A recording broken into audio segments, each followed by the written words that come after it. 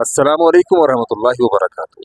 इस वक्त जनाब यारी वादी ताइफ में मौजूद हैं और वादी ताइफ के अंदर उस जगह पर मौजूद हैं जहाँ पे हमारे प्यारे आका जनाब मोहम्मद रसूलुल्लाह सल्लल्लाहु अलैहि वसल्लम ने लोगों को दीन की दावत दी और दीन की दावत के लिए मक्का से ट्रैवल करके नबी अलैहिस्सलातु वस्सलाम ताइफ की वादी में तशरीफ़ लाए। ताइफ की वादी में अल्लाह के नबी सल्लल्लाहु अलैहि वसल्लम ने लोगों को दीन की दावत दी, एक अरब की तौहीद का पैगाम दिया। नतीजा ये निकला कि लोगों ने नबी अलैहिस्सलातु वस्सलाम की खूबसूरत और प्यारी दावत को कबूल करने के बजाय अल्लाह के नबी अलैहिस्सलातु वस्सलाम की तकज़ीब की। आप अलैहिस्सलातु वस्सलाम को तकलीफ़ें पहुँचाईं और इतनी तकलीफ़ें पहुँचाईं कि इन्हीं गलियों में, इन्हीं रोडों पर नबी अलैहिस्सलातु वस्सलाम को पत्थर मारे गए और इतना मारा गया, इतने पत्थर मारे गए कि नबी अलैहिस्सलातु वस्सलाम के सर से खून निकला। आप अलैहिस्सलातु वस्सलाम का जो जूता था वो खून से तर हो गया। ये वो जगह है जहाँ नबी अलैहिस्सलातु वस्सलाम ने अपना खून तक बहा दिया इस उम्मत के लिए।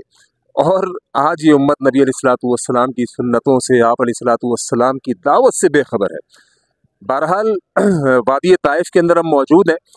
जब नबी अलैहिस्सलातु वस्सलाम पर तशद्दुद हुआ और आका अलैहिस्सलातु वस्सलाम को जब पत्थर मारे गए और आप सख्त तकलीफ़ के अंदर थे कि जिस्म लहूलहान था, जूता लहूलहान था, कदम लहूलहान थे, सर से खून निकल रहा था, उस हालत में अल्लाह के नबी अलैहिस्सलातु वस्सलाम इस बाग में तशरीफ़ लाए।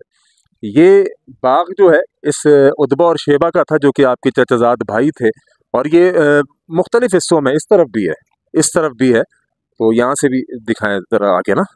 तो यहाँ पर अल्लाह के नबी सल्लल्लाहु अलैहि वसल्लम शदीद दुख के आलम के अंदर बैठे हुए थे और रंजीदा थे। देखिए गम तो होगा ना, क्यों नहीं गम होगा। ये भी बाग है, अभी यहाँ पर मैं खाली पुदीना वगैरह लगाया हुआ है कुछ। तो ये दोनों हिस्से, इधर भी और इधर भी, ये उतबा और शेबा के बाग थे जो नबी अलैहिस्सलातु वस्सलाम के चचाजाद भाई थे। नबी अलैहिस्सलातु वस्सलाम इन्हीं ताइफ की गलियों में, वादियों में लहूलहान हुए और शदीद ताइफ वालों ने नबी अलैहिस्सलातु वस्सलाम की नाकदरी की। आप दुख में, गम में आके इस बाग के अंदर बैठ गए।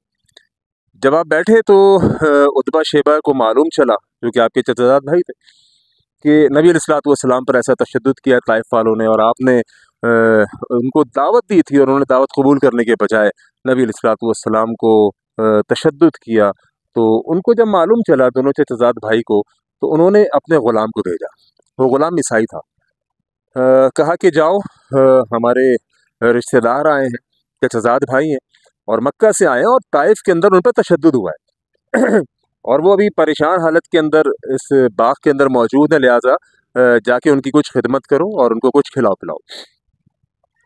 वो ग़ुलाम जब इस बाग में आया तो नबी अलैहिस्सलातु वस्सलाम की उसको ज़ियारत हुई और ग़ुलाम ईसाई था और नबी अलैहिस्सलातु वस्सलाम से पूछने लगा कि आप कौन हैं, है, क्या सिलसिला। आका अलैहिस्सलातु वस्सलाम ने उस ग़ुलाम को बताया कि मैं कौन हूँ, मैं मोहम्मद रसूलुल्लाह सल्लल्लाहु अलैहि वसल्लम, और दीन की खूबसूरत दावत उस ग़ुलाम के आगे पेश की।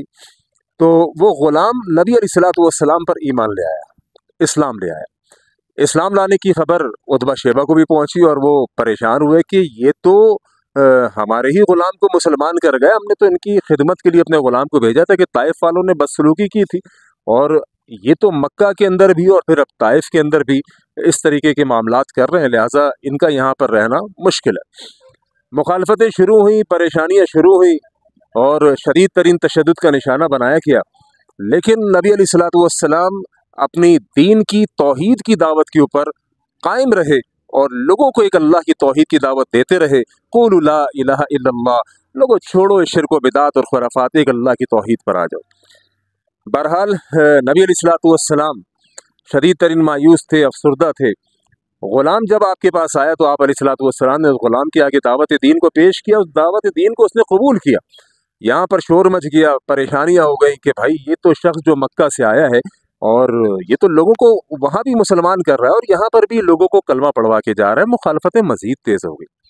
बहरहाल जब नबी अलैहिस्सलातु वस्सलाम आगे आइए, जब नबी अलैहिस्सलातु वस्सलाम ताइफ से वापस जाने लगे तो ताइफ से वापसी में ये सामने पहाड़ दिखाएं, ये सामने पहाड़ देखें, इस पहाड़ के ऊपर मस्जिद भी बनी हुई है। ये मस्जिद जिस पत्थर के ऊपर बनी हुई है حدیث اور تاریخ کے اندر آتا ہے کہ اس پتھر کے اوپر اللہ کے نبی صلی اللہ علیہ وسلم نے جب طائف سے واپس جانے کا فیصلہ کیا تو یہاں اس پہاڑ کے اوپر ایک پتھر تھا جو بڑا پلین سا تھا، اس پہ اب ترکی والوں نے مسجد بنا دی ہے۔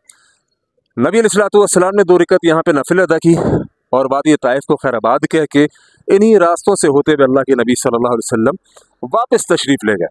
تو ابھی آپ دیکھیں زائرین آئے ہوئے ہیں، بسیں آئی ہوئی ہیں اور یہاں پر جناب علی لوگ زیارت کے لیے آئے ہوئے دیکھ رہے ہیں اور نبی علیہ السلام کی ان چیزوں کو محسوس کرنے کی کوشش کر رہے ہیں۔ یقین کریں کہ میں خود یہاں پر طائف کے میدان میں یہاں پر جب موجود تھا ابھی، تو مجھے ایک فیلنگ سی آ رہی تھی اور وہ فیلنگز کچھ اس طرح سے تھیں کہ میں بڑا افسردہ تھا کہ یہی وہ جگہ ہے جہاں نبی علیہ السلام نے ہمارے لیے پتھر کھائے، یہی وہ جگہ ہے جہاں نبی علیہ السلام ہمارے لیے روئے، نبی علیہ السلام ہمارے لیے یہاں پر لہو لہان ہوئے، اور آج امت نبی علیہ السلام کی اس سیرت کو بھول گئی، نبی علیہ السلام کے سکھائے وہ سبق کو بھول گئی جو اللہ کے نبی علیہ السلام سکھا کر گئے، بتا کر گئے۔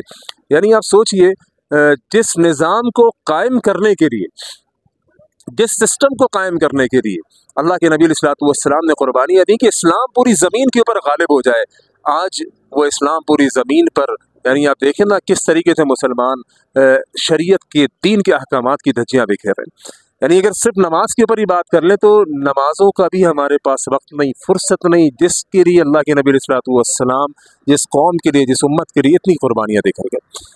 بہرحال ایک شعر مجھے یاد آ رہا ہے، وہ طائف کی وادی میں کھا کھا کے پتھر ہمارے لیے جو تڑپتا رہا تھا، وہ طائف کی وادی میں کھا کھا کے پتھر ہمارے لیے جو تڑپتا رہا تھا، اسی کی شریعت کو ہم نے اپنی ہاتھوں سے دھجیاں بکھیر دیں اور آج امت رسوا ہو رہی ہے۔